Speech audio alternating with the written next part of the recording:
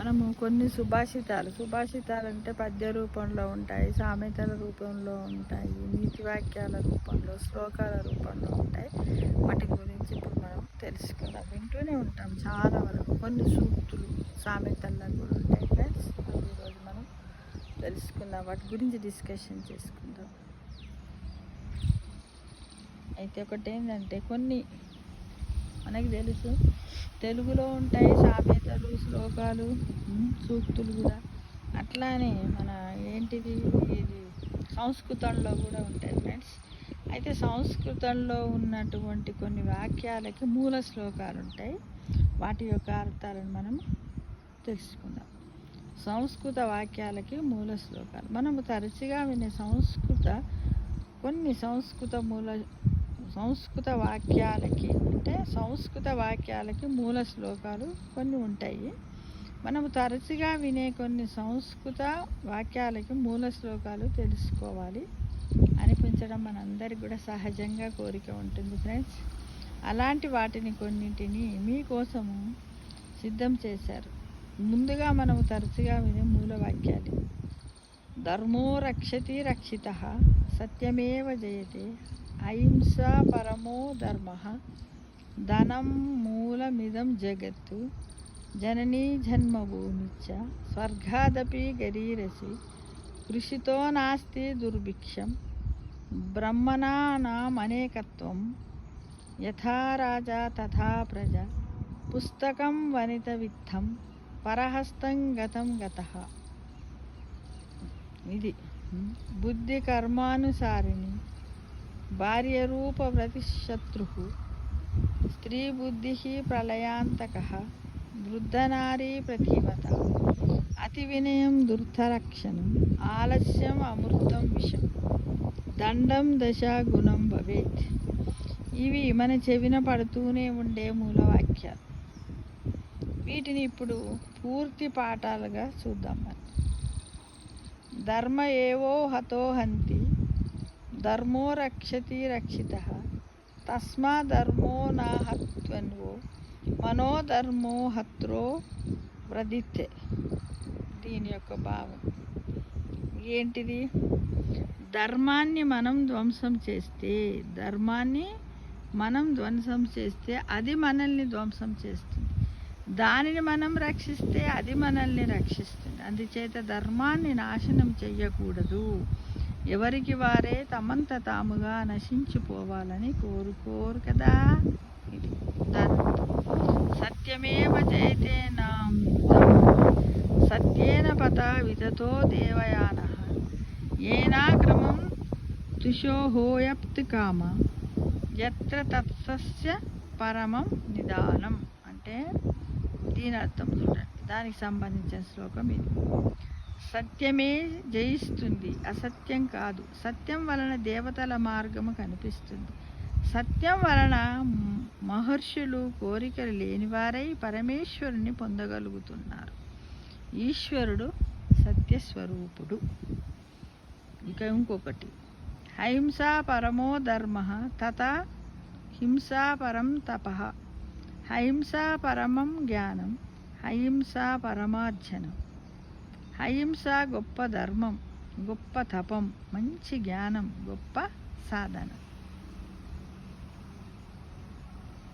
ఇక ధనమార్జయా కతుస్సహ, ధనం మూలం ఇదం జగత్, అంతరం నాభిజనామి, నిర్ధనస్య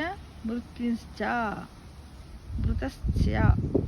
ఓ రామా, ధనాన్ని సంపాదించాలి. ఎందుకంటే ధనముతో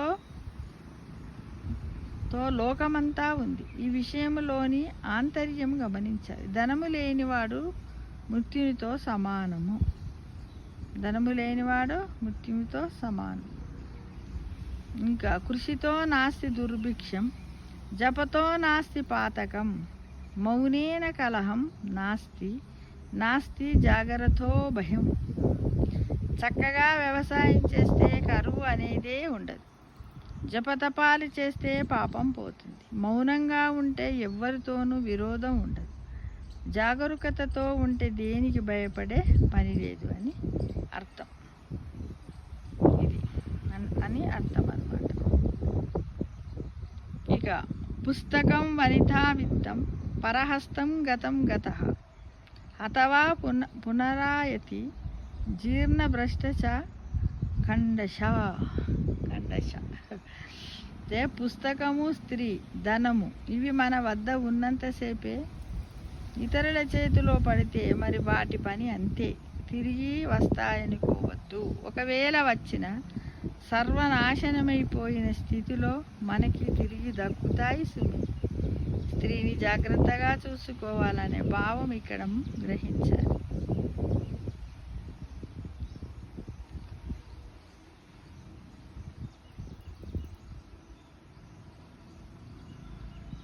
ఈ విధంగా మనము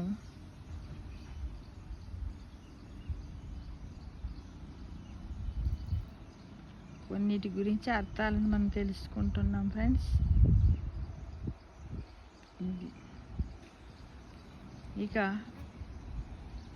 విశ్వమాత్రా హి పశుం కర్ధమేఘ జలేశ్చ అంతే తమస్సివార్ధక్యే దండం దశాగుణం భవేత్.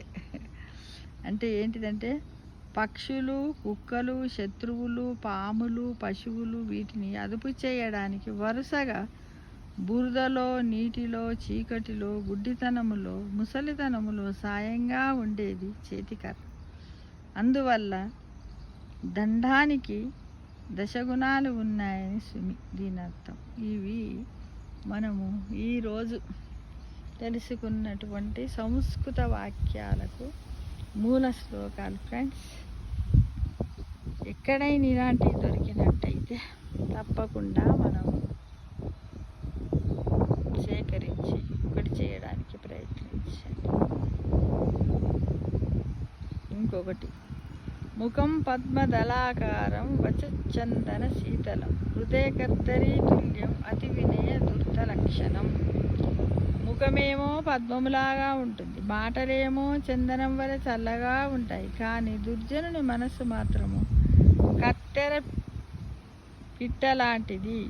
అతి వినయము చూపడము చెడ్డవారి లక్షణము. ఇక సిద్ధ మననం ఫలం పక్వం నారీ ప్రథమ యవ్వనం కాలక్షేపం నకర్తవ్యం ఆలస్యం అమృతం విషం. వండిన అన్నాన్ని భుజించడానికి, పండిన పండును కొరుక్కు తినడానికి యవ్వనవతి పొందును. స్వీకరించడానికి ఆలస్యం చెయ్యరాదు సుమ. ఆలస్యం చేస్తే అమృతం కూడా విషమైపోతుంది. అన్నము చల్లారిపోవడము, పండు కుళ్ళిపోవడము, యవ్వనము తరిగిపోవడం జరుగుతాయి. ఆలస్యం చేయడం వల్ల అమృతం కూడా విషతుల్యమవుతుందని దీని యొక్క సారాంశము. ఇది ఫ్రెండ్స్, మనం ఈరోజు కొన్ని సంస్కృత వాక్యాలకు మూల శ్లోకాల ద్వారా మనం నేర్చుకున్నాము. అందరం కూడా ఈ విధంగా వీటిని పాటిస్తూ మనమందరం